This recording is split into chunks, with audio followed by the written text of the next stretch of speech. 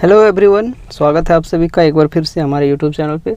तो जैसा कि हम लोग क्लास 12th केमिस्ट्री पढ़ रहे थे और चैप्टर 1 हम लोगों ने स्टार्ट किया था, तो आज जो है उस चैप्टर का लास्ट लेक्चर है, तो इसको हम लोग अच्छे तरीके से करेंगे। और जो भी लोग पिछले वीडियोस को नहीं देखें तो चैनल पे प्लेलिस्ट बनाया गया है, वहाँ पे जाके आप लोग सीरियली वाइज से देख सकते हैं शुरुआत से ही। ठीक है, तो ये आज हम लोग का लास्ट लेक्चर है, इसके बाद हम लोगों का चैप्टर 1 अच्छे तरीके से कम्प्लीटली फिनिश हो जाएगा। ठीक है, तो आज का जो हम लोगों का टॉपिक रहेगा वो लास्ट टॉपिक कुछ इस तरीके से देख सकते हैं, एबनॉर्मल मोलर मास ये टॉपिक है आज हम लोगों को देखना है। इसमें हम लोगों को वांट्स ऑफ फैक्टर के बारे में भी देखना है। हालांकि यहाँ से ज़्यादा क्वेश्चन तो देखने को नहीं मिला है, लेकिन फिर भी जो भी क्वेश्चन जिस टाइप के आ सकते हैं, ठीक है, और यहाँ से ज़्यादातर है कि ऑब्जेक्टिव टाइप के क्वेश्चन ज़्यादा आपको पूछे जा सकते हैं। ठीक है, तो चलिए इन चीज़ों को यहाँ पे देख सकते हैं, और जो भी यहाँ पे डेफिनेशन वगैरह शॉर्ट से ही यहाँ पे क्वेश्चंस रहेगा। ठीक है, तो चलिए सभी को यहाँ पे हम लोग देखते हैं किस किस टाइप के क्या क्वेश्चंस रहेंगे, और हम लोगों को अच्छे तरीके से कॉन्सेप्ट को समझते हैं। तो इस वीडियो को ज़्यादा से ज़्यादा क्या करना है, लाइक करना है और ज़्यादा से ज़्यादा शेयर करना है, ताकि और भी लोग जो भी अभी क्लास 12th में उन लोगों को भी यहाँ से हेल्प मिल जाए। तो चलिए यहाँ पे हम लोग देखते हैं। सबसे पहले एबनॉर्मल मोलर मास होता क्या है, तो वही चीज़ लिखा गया है कि such a molar mass that is either lower, ठीक है, और हाइयर देन द एक्सपेक्टेड और नॉर्मल वैल्यू।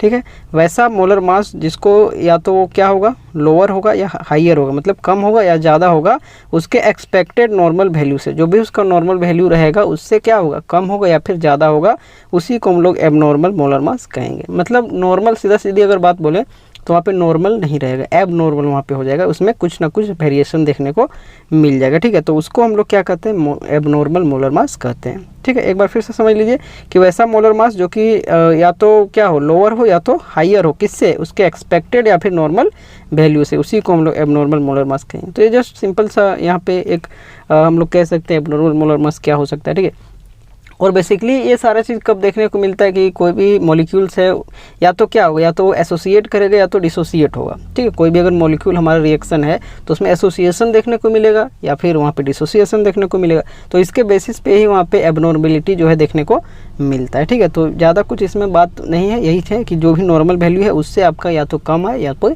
ज़्यादा है, तो उसी को हम लोग एबनॉर्मल मोलर मास कहते हैं। अब इसी में एक टॉपिक यहाँ पे है जो कि है वेंट हॉफ फैक्टर। यहाँ से क्वेश्चन जो है आपके प्रीवियस ईयर में आए हुए हैं। ठीक है, तो इसको भी हम लोग अभी डिस्कस करेंगे। तो वेंट ऑफ फैक्टर बेसिकली इसको आई से डिनोट किया जाता है, तो ये क्या होता है इसको यहाँ पे अब हम लोग देखते हैं। तो वही चीज़ यहाँ पे लिखा गया कि इन 1880 में van't Hoff introduce a factor. Van't Hoff एक साइंटिस्ट का नाम है जो कि यहाँ पे इंट्रोड्यूस किए थे एक फैक्टर आई, इसी के नाम से यहाँ पे वेंट ऑफ फैक्टर को रख दिया गया। ठीक है, तो वही चीज़ लिखा गया कि in 1880 van't Hoff introduce a factor i known as the van't Hoff factor, जिसको ही हम लोग क्या कहते हैं, वेंट हॉफ फैक्टर कहते हैं। To account for the extent of dissociation और एसोसिएशन, ये जानने के लिए कि कितना यहाँ पे एसोसिएशन हुआ है और कितना डिसोसिएशन हुआ है, इसी उसके एक्सटेंट को जानने के लिए ये इस जो है यहाँ पे फैक्टर को लाया गया था। This factor i is defined as, जो ये i factor van't Hoff factor, इसको कैसे हम लोग डिफाइन करते हैं, तो ये क्या होता है, रेशियो होता है आपका नॉर्मल मोलर मास और एबनॉर्मल मोलर मास। तो यही जो एबनॉर्मल मोलर मास है और जो नॉर्मल मोलर मास है, तो दोनों का रेशियो जब हम लोग वहाँ पे देखते हैं तो वहीं से हम लोग का जो वैल्यू आता है वो आई का वैल्यू आता है, वेंट ऑफ फैक्टर का वैल्यू आ जाता है। वहीं से हम लोग को यहाँ पे डिसोसिएट एसोसिएट जो भी यहाँ पे उसका हो रहा है, तो उसका एक्सटेंट को हम लोग मानते हैं, जो भी पहले से था और जो भी बाद में मिला है। ठीक है, और भी इसको अगर अच्छे तरीके से बोला जाए तो और भी यहाँ पे देखिए इसको क्या क्या बोला जाता है टर्म, ऑब्जर्व्ड कोलिगेटिव प्रॉपर्टी और कैलकुलेटेड कोलिगेटिव प्रॉपर्टी। जो भी कोलिगेटिव प्रॉपर्टी पहले से ऑब्जर्व है और जो हम लोग बाद में कैलकुलेट उसके वेरिएशन के थ्रू से वहाँ पे जो भी कैलकुलेट किए, उसका भी यहाँ पे रेशियो जो है हम लोगों का फैक्टर आई कहलाता है। कौन सा, वांट ऑफ फैक्टर। या फिर और भी यहाँ पे हम लोग बोल सकते हैं, और भी तरीके से इसका डिफाइन किया गया है। ये सारा का सारा आपको जो है एनसीईआरटी बुक में भी हूबहू मिल जाएगा, तो उसको भी आप लोग देख लीजिएगा। तो यहाँ पे फिर वही चीज़ है कि अगला यहाँ पे अगर और भी इसका बात करें तो total number of mole of particles, या तो वो एसोसिएट कर रहा है या फिर डिसोसिएट कर रहा है, तो उसमें जो नंबर ऑफ मोल जो टोटल होगा पार्टिकल का आफ्टर एसोसिएशन और डिसोसिएशन, और यहाँ पे उसका रेशियो क्या होगा कि number of mole of particle before association और डिसोसिएशन। तो लगभग वही सारा बात है। नॉर्मल मोलर मास अगर रहेगा तो उसको हम लोग ऑब्जर्व कोलिगेटिव प्रॉपर्टी भी बोल सकते हैं, या फिर जो भी नॉर्मल मोलर मास से हमारा रहेगा क्वेश्चन में, तो टोटल नंबर ऑफ मोल उसको हम लोग आफ्टर एसोसिएशन से रहेगा या तो डिसोसिएशन से रहेगा, ये चीज़ वहाँ पे दिया जाएगा।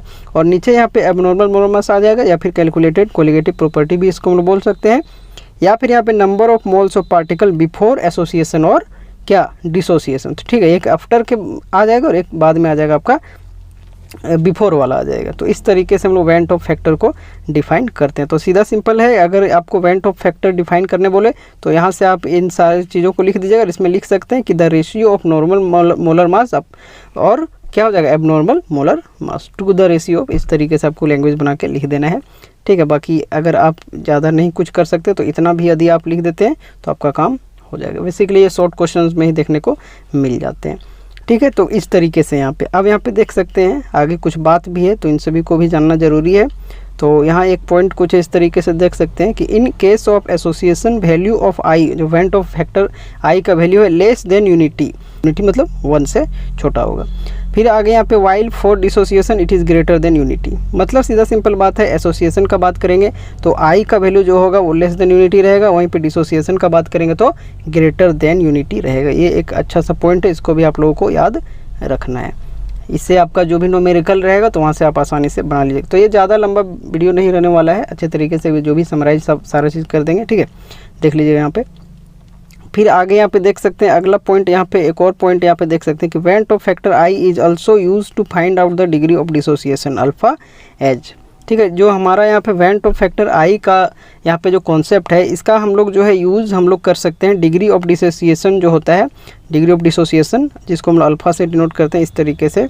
तो उसका यहाँ पे कैलकुलेशन के लिए भी हम लोग वेंट ऑफ फैक्टर आई का यूज करते हैं। इसके लिए एक एक्सप्रेशन होता है, देख सकते हैं यहाँ पे एक फॉर्मूला होता है, इसको आप लोग अच्छे तरीके से याद रखिएगा। ये बहुत ही ज़्यादा, इसको एकदम चांद तारा लगा लीजिए जितना लगा सकते हैं, बहुत ही ज़्यादा इंपॉर्टेंट है क्योंकि न्यूमेरिकल्स आपका यहीं से देखने को मिल जाता है। यहाँ तो स्टार हैच लगा दिए हैं, ठीक है, आप लोग जो लगाने लगा लीजिएगा इस तरीके से। यहाँ पे ये जो है आपका यहाँ से क्वेश्चन भी आया हुआ है जैक बोर्ड में, तो इसको हम लोग देखेंगे। तो अब यहाँ पे क्या क्या टर्म किसको क्या बोलेंगे ये चीज़ यहाँ पे ध्यान दीजिए। पे देख सकते हैं अल्फा तो हमारा होता है डिग्री ऑफ डिसोसिएशन, ये चीज़ हम लोग जान गए हैं। आई हमारा वेंट ऑफ फैक्टर होता है, ये भी ऊपर देख चुके हैं। अब यहाँ पे जो एन है वो आपका number of ions into which molecule of solute dissociated, लगभग आपका जो भी रहेगा वो सॉल्यूट ही रहेगा, ठीक है। तो जो भी सॉल्यूट यहाँ पे डिसोसिएट हो रहा है उसमें कितना उसका नंबर ऑफ आयंस है, ये चीज़ वहाँ पे एन जो है ये डिनोट करता है, ठीक है। तो अच्छे तरीके से अगर बात करें तो हम लोग वेंट ऑफ फैक्टर के बारे में देख लिए कि क्या होता है। जो भी आपका बेसिकली अगर कहें तो नॉर्मल मोलर मास रेशियो होता है, नॉर्मल मोलर मास और एबनॉर्मल मोलर मास का। इस तरीके से 1880 में इसको लाया गया था एक्सटेंट को जानने के लिए कि डिसोसिएशन और एसोसिएशन कितना हो रहा है। इस तरीके से ऑब्जर्व्ड कोलिगेटिव प्रॉपर्टी अपॉन में कैलकुलेटेड कोलिगेटिव प्रॉपर्टी और total number of moles of particle after association या फिर डिसोसिएशन, और अपॉन में आ जाएगा number of mole of particle before association और डिसोसिएशन। तो इस तरीके से वेंट ऑफ फैक्टर को किए हम लोग। एबनॉर्मल मोलर मास को देखें, फिर यहाँ से एक फार्मूला हम लोग देख लिए कि कुछ इस तरीके से हमारा यहाँ पे degree of dissociation alpha calculate करने के लिए ये फार्मूला होता है। अब यहाँ से आपको किस टाइप के क्वेश्चन पूछा जाता है, या तो आपको अल्फ़ा का ये जो यहाँ पे फॉर्मूला है उसके हिसाब से अल्फ़ा निकालने के लिए तो यहाँ पे पूछा ही जाएगा। कभी आपको आई पूछा जा सकता है, कभी आपको एन पूछा जा सकता है। तो आई हमारा हो गया वेंट ऑफ फैक्टर और एन हमारा हो गया नंबर ऑफ आयंस जो कि वहाँ पे सॉल्यूट डिसोसिएट कर रहा है, ठीक है। इस तरीके से अब जैसे कि एन का जो यहाँ पे हम लोग कैलकुलेट करें कुछ इस तरीके से, तो यहाँ पे देखिए कुछ यहाँ पे एग्जांपल हम लिए हैं, तो इस तरीके से ही आप लोगों को सोचना है। जैसे सॉल्यूट यहाँ पे मान लीजिए पहला हम लोग ले लिए NaCl, तो NaCl में देख सकते हैं Na प्लस क्या होता है Na और प्लस में क्या होता है Cl होता है। तो नंबर ऑफ आयंस कितना, एक तो Na प्लस हो गया, एक हमारा Cl हो गया, जिस कारण से यहाँ पे 2 हो जाएगा।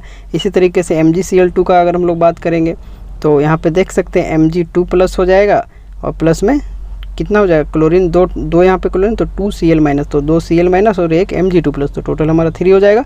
तो इस तरीके से नंबर ऑफ आयंस को यहाँ पे जो है कैलकुलेट करना है। इसी तरीके से K2SO4 का कितना हो जाएगा 2K प्लस और यहाँ पे SO4 2 माइनस, तो इसका भी हो गया 2 और 1 कितना हो गया 3 हो गया।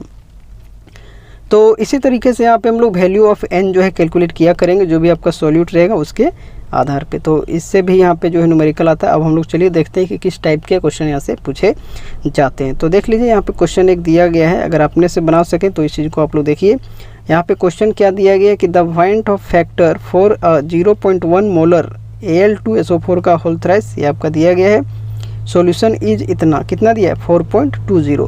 द डिग्री ऑफ डिसोसिएशन जो कि हम लोगों को अल्फ़ा पूछा है कि क्या होगा, ऑप्शन दिया गया 80%, 90%, 78% और 83%। तो इसके आधार पे आप लोगों को बताना है कि डिग्री ऑफ डिसोसिएशन अल्फ़ा का वैल्यू यहाँ पे कितना होगा। एक बार खुद से ट्राई कीजिए, फिर यहाँ पे आप लोग इसका सॉल्यूशन देख लीजिए। तो चलिए यहाँ पे हम लोग जो है इसका देखते हैं किस तरीके से हम लोग सॉल्व करेंगे और यहाँ पे क्या आने वाला है। तो यहाँ पे देख लीजिए, सबसे पहले क्या है कि इसको हम लोग डिसोसिएट करके देखेंगे। यहाँ पे तो वैसे तो पता नहीं चलेगा, डिग्री ऑफ डिसोसिएशन पूछा, मतलब कहीं ना कहीं इसको डिसोसिएट करेंगे।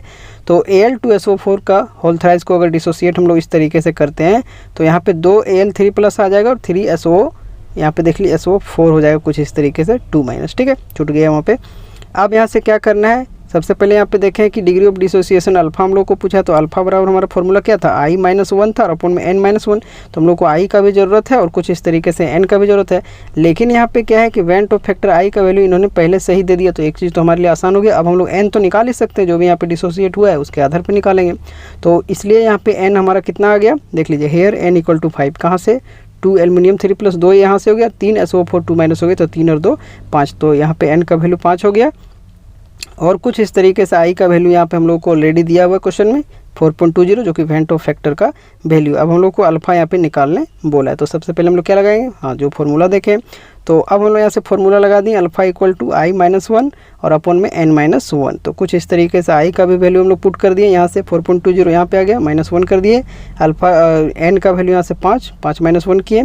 तो कुछ इस तरीके से यहाँ पे ओवरऑल आपका जो है यहाँ पे जब निकालें तो 3.2 इसमें आया, इसको जब यहाँ पर माइनस किए, सारा स्टेप बाय स्टेप लिखा, 5 में 1 4 गया, 4 से वहाँ पे काटे तो 0.8 कुछ इस तरीके से आ गया। क्या करेंगे, वही चीज़ 0.8 यहाँ पे आ गया, तो 0.8 को हम लोग क्या करेंगे 100 से मल्टीप्लाई कर देंगे, तभी तो हमारे ये परसेंटेज में आएगा, ठीक है।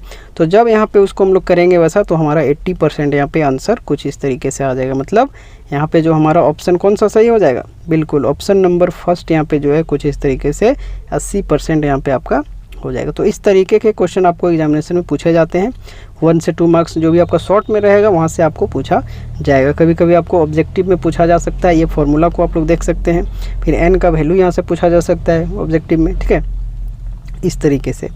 अब यहाँ पे एक और क्वेश्चन हम लोगों ने लिया है जो कि जेक बोर्ड में पूछा गया है, जो कि कब पूछा गया है, ये आपका पूछा गया जेक बोर्ड 2009, और जो भी यहाँ पे प्रीवियस ईयर का क्वेश्चन देखे होंगे वो लोग इस क्वेश्चन को पहले से ही देख चुके होंगे। तो क्वेश्चन यहाँ पे क्या पूछा गया था कि what will be the want of factor, मतलब I का यहाँ पे इन्होंने वैल्यू आप पूछ लिया था for dilute aqueous solution of किसका, BaCl2, ठीक है, BaCl2 डाइल्यूट एक्वस सॉल्यूशन कहने का मतलब वो डिसोसिएट ही हो रहा है आपका कुछ इसी तरीके से। अब यहाँ पे वही चीज़ है, BaCl2 का सबसे पहले जब हम लोग रिएक्शन इस तरीके से, अब सारा चीज़ तो यहाँ पे समझ ही चुके हैं। तो BaCl2 एक स्ट्रॉन्ग इलेक्ट्रोलाइट भी है, इस चीज़ को भी आप लोग ध्यान दीजिएगा। तो BaCl2 जब टूटेगा तो Ba2+ और 2Cl-, मतलब n का वैल्यू यहाँ पे 3 हो जाएगा। अभी हम लोग कैलकुलेट करना सीख ही गए n कैसे करते हैं। अब यहाँ पे वेंट ऑफ फैक्टर I का वैल्यू हम लोग लगाएंगे, तो I का वैल्यू जो है कुछ इस तरीके से, देखिए इसको फिर रीअरेंज करना पड़ेगा। अभी हम लोग क्या देखे थे कि अल्फ़ा = देखे थे I-1 और अपॉन में n-1। अब यदि हम लोग को I चाहिए तो इसके नीचे 1 मानेंगे और अल्फ़ा को यहाँ से इससे गुना करेंगे और ये I-1 करेंगे, और कुछ इस तरीके से जब I करेंगे तो ये जो -1 है इन सभी के साथ गुना में जाके प्लस में आपका आ जाएगा। मतलब हम क्या कहना चाह रहे हैं इसको एक एक करके यहाँ समझा देते हैं, आप लोग इस चीज़ को ध्यान से देखिएगा। सबसे पहले अल्फ़ा = हम लोग लिखेंगे I-1 अपॉन में n-1। अब क्या करेंगे, अल्फ़ा से n-1 को करेंगे तो क्या हो जाएगा, अल्फ़ा × n-1 हो जाएगा, और ये हम लोगों का यहाँ पे अल्फ़ा के नीचे 1 है, तो कुछ इस तरीके से इसको करेंगे तो बराबर में आ जाएगा I-1। अब यहाँ पे यही चीज़ को अगर इधर हम लोग लिखते हैं तो या तो इसको हम लोग उल्टा के लिख सकते हैं, I-1 = आपका हो जाएगा अल्फ़ा × n-1। अब इधर -1 में है, वो चीज़ अगर उधर जाएगा तो +1 में हो जाएगा। तो वही यदि अब I बराबर लिखेंगे तो यहाँ क्या हो जाएगा, अल्फ़ा × n-1, और इधर माइनस में था तो इधर प्लस में चल गया 1, ठीक है। तो इसको अब चाहे तो पहले 1 लिख दे, कोई दिक्कत नहीं है। तो वही I = हो गया 1 + n-1 × अल्फ़ा, ठीक है। अब यहाँ पे क्या हुआ है कि 1 तो यहाँ से फार्मूला से ही आया, n का वैल्यू हम लोग देखें यहाँ से 3 आया है, 3 में 1 यहाँ पे घटाएं, अल्फ़ा यहाँ पे जो है सबसे अच्छी बात है अल्फ़ा कैलकुलेट करना आपको आना चाहिए। तो एक चीज़ यहाँ पे पता है कि आपका जो स्ट्रॉन्ग इलेक्ट्रोलाइट के लिए जब भी आपका रहेगा तो वही चीज़ यहाँ पे लिख भी दिए कि for strong electrolyte degree of dissociation alpha = आपका 1 होता है। जब भी स्ट्रॉन्ग इलेक्ट्रोलाइट का बात किया जाए तो आपका जो है डिग्री ऑफ डिसोसिएशन अल्फ़ा का वैल्यू कितना हो जाएगा, 1 हो जाएगा। तो जिस कारण से अल्फ़ा का यहाँ पे वैल्यू 1 लिख दिए, और यहाँ पे हम लोगों का आंसर जो है 3 कुछ इस तरीके से आ गया। तो ये बहुत पुराने टाइम में पूछा गया, तो ऐसा नहीं है कि बाद में नहीं पूछा जाएगा। तो इस टाइप के क्वेश्चन यहाँ पे पूछे जा सकते हैं। तो फर्स्ट तो आपका हो गया न्यूमेरिकल टाइप का इस तरीके से, और दूसरा यहाँ पे जो है वैल्यू ऑफ फैक्टर आई का यहाँ पे डेफिनेशन पूछा जा सकता है, एबनॉर्मल मोलर मास का यहाँ पे डेफिनेशन पूछा जा सकता है। और इस तरीके से यहाँ पे अगर एन का भी वैल्यू कभी कभी निकालने दिया जा सके तो उसको भी आप लोग देख सकते हैं, ठीक है। या फिर अगर सिंपल सा यहाँ पे फॉर्मूला लिख दिया जाएगा ऑप्शन में आपको और पूछ दिया जाएगा कि वैल्यू ऑफ फैक्टर में जो डिग्री ऑफ डिसोसिएशन कैलकुलेट करने के लिए फॉर्मूला क्या होता है, या फिर वैल्यू ऑफ फैक्टर आई बराबर क्या होता है, यहाँ पे कुछ ऑप्शन दे दिए। तो पूछने का तरीका कुछ इस तरीके से हो सकता है, बाकी इससे बाहर आपका नहीं आएगा। न्यूमेरिकल्स को अच्छे तरीके से आप लोग ध्यान में दीजिए क्योंकि न्यूमेरिकल्स इस टॉपिक से पूछा जा चुका है, ठीक है। तो आज का ज़्यादा ये लंबा नहीं था और इसी के साथ हम लोगों का जो है सॉल्यूशन चैप्टर अच्छे तरीके से कंप्लीट होता है। और बस इस चीज़ को ज़्यादा से ज़्यादा शेयर कीजिए। अब हम लोग बहुत जल्द स्टार्ट करेंगे अपना सेकेंड चैप्टर इलेक्ट्रोकेमिस्ट्री को, उसको भी अच्छे तरीके से इसी वे में चलेंगे। और जो लोग पीछे से अच्छे तरीके से नहीं देखें वो लोग देखिए, अच्छे तरीके से समझाया गया है, सभी चीज़ क्लियरली दिखाया गया है, न्यूमेरिकल के साथ दिखाया गया है, कहीं भी आपको किसी भी प्रकार का दिक्कत नहीं होगा। और इसको अगर यदि आप अच्छे तरीके से करते हैं तो आपके 7 मार्क्स जो है इस सॉल्यूशन चैप्टर से पक्के हो जाएंगे, ठीक है। इसके बाद आप लोगों को कुछ भी करने का ज़रूरत नहीं है, बस जिस तरीके से बताया गया उसको हूबहू आप लोगों को याद रखना पड़ेगा। तो जाते जाते बस इतना कहेंगे कि चैनल में पहली बार आए तो लाइक कीजिए, इसको शेयर कीजिए, कमेंट कुछ अच्छा सा कीजिए ताकि मुझे भी मोटिवेशन मिले। और फर्स्ट टाइम चैनल पे आए तो सब्सक्राइब जरूर कीजिएगा, ठीक है। और मिलते हैं अपने नेक्स्ट चैप्टर के साथ, बहुत ही जल्द हम लोग स्टार्ट करेंगे, उसको भी अच्छे तरीके से इसी वे में कंप्लीट करेंगे, ठीक है। तो चलिए आज के लिए इस वीडियो को यहीं पर रखते हैं। यहाँ तक आप सभी का बहुत बहुत धन्यवाद।